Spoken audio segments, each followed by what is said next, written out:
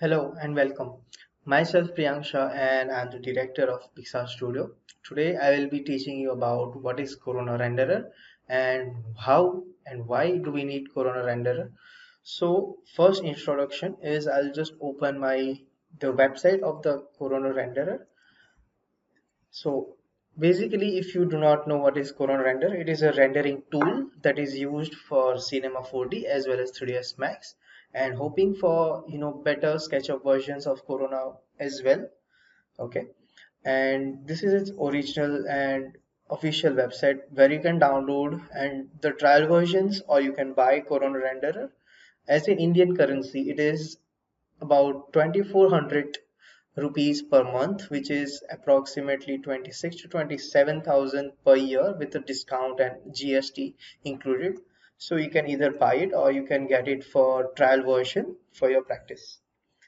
So this is its original website where you will get, if you subscribe, you will get, latest versions, upgrades, and all the news tellers and everything. Then we can go for getting started, the software configuration and the system configuration that is required for Corona Render to work. So Corona Render will be using these sessions for 3ds Max. We'll be learning a lot of interiors and exterior aspects of 3ds Max modeling to the Corona materials, lighting, scene setups, and total camera setups and renderings. So in that we'll be having we'll need a lot of geos from your system, so it requires a lot of higher configuration in order to make your renders more come out live, make it more faster and make it more better. So a basic system you will need is you can get an Windows. It says over here 64-bit 3ds Max versions, and you will need AutoCAD 3ds Max, Autodesk 3ds Max version 2014 to 2021. There is no issue with that.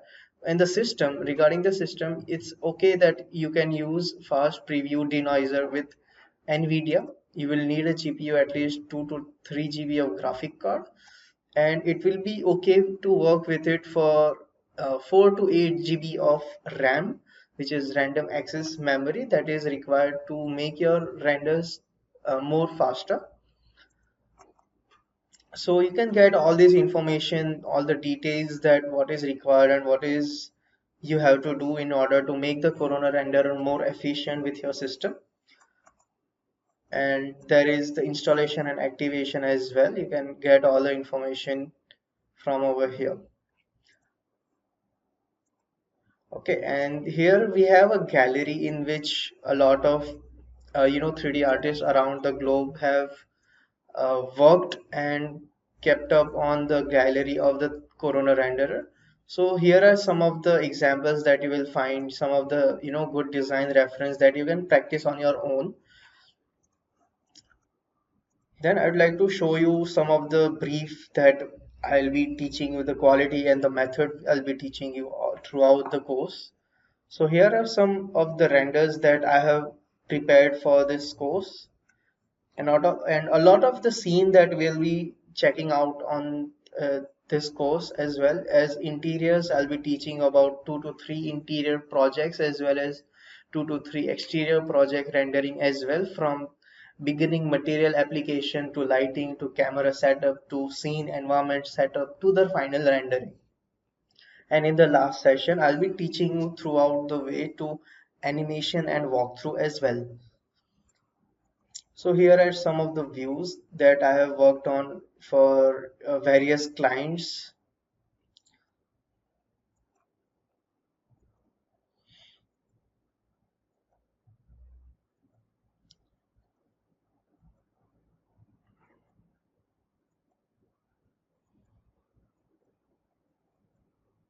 Now there are two main rendering categories that we provide as a professional. We provide first the clay renders. In the clay renders, what will include the clay render is basically this kind of renders in which there are no material applied to it, applied to any object of the scene as well. There are only lights and the modeling part. So this is the first draft render. A lot of people say draft render, we call it clay render, we call it a whitewashed views, whatever you want to call it from that. So these are a clay render in which the modeling is seen properly. So this will be learning in the next session. Okay, how to make clay render with the lighting and the ambience effect, with the modeling, and the shadow effect of each and every objects in the scene. So this is the first stage of the rendering in the Corona or any render that you use.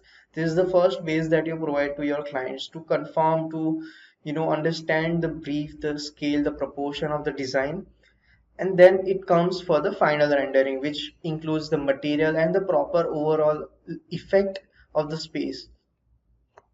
So this is called a final render or the final shot, which will be in the more higher resolution.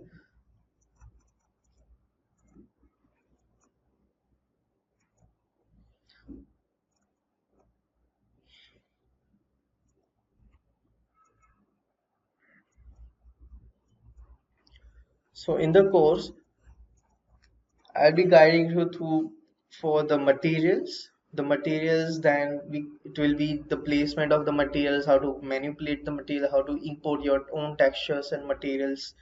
Then we'll show you how to make the material come to life with the reflection, refraction effects, and the displacement effect, which is quite important. I'll teach you a little bit about how to create your own material maps, which we call the albedo maps, the bit maps, and the reflection map, glossiness, specular map, the normal map, the displacement map, and all that in Photoshop. So there will be a little content about Photoshop as well for the making the materials, making changing the color tones of the materials in the Photoshop. So then we'll be coming up with the lighting part. In the lighting part, we'll be showing starting from the sun, environment, natural lighting. Then we'll go for the artificial lighting, which we call it as spotlights and indirect lights and everything. Then we'll go for the camera setup. In the camera setup, we'll have two different categories of camera. We have the full wide angle camera, and we'll have one close-up shot camera, which will have the higher focal length that will focus on any object with the depth of field effect. And then the other one, that first one that I told you, is the wide angle, which will cover up the whole space altogether. And then we'll go for the render setup, how to do the render setup, then a little bit part of the animation as well, how to create animation, how to render the animation. And in this overall course, we'll be teaching you throughout the interior part as well as the exterior part, as well as the walkthrough and animation. And in the last, we'll be teaching how to do the 360 VR visualizations. So this is the complete course for the Corona renderer by PixArch Studio. Now let me just open through the Corona render toolbar. I'll just explain. I'll just open my 3ds Max. I'm using 2016 version as it is more efficient for me, that I have been using for over the years, the 2016 version of 3ds Max. And I'm using Corona Renderer 5 version, hotfix 2.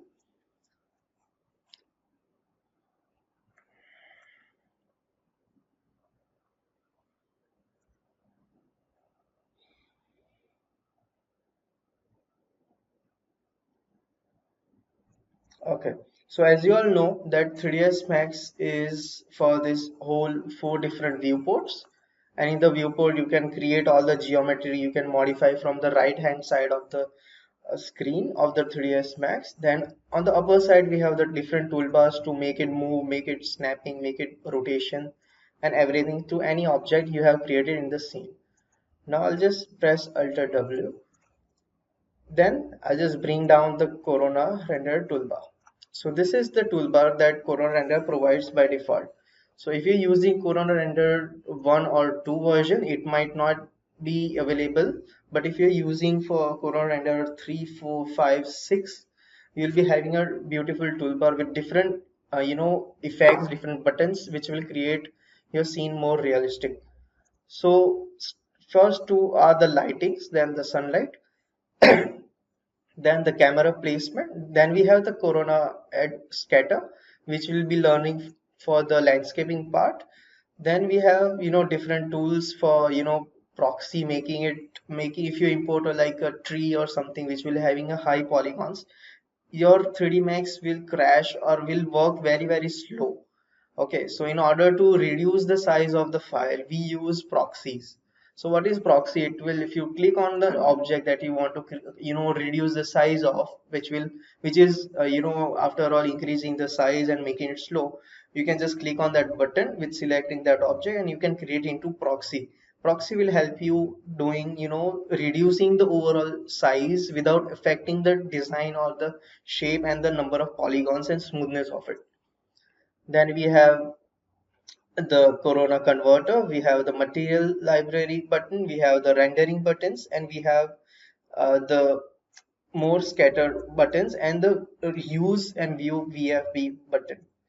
So these all we will be able to see, we'll be able to learn in throughout this course, and we'll be starting with material application. From the next class we'll be learning how to create camera. From the first we'll be learning how to create the placement of objects and making the 1 point perspective view, 3 point perspective view, and 2 point perspective view throughout the session of next part. So thank you and good luck.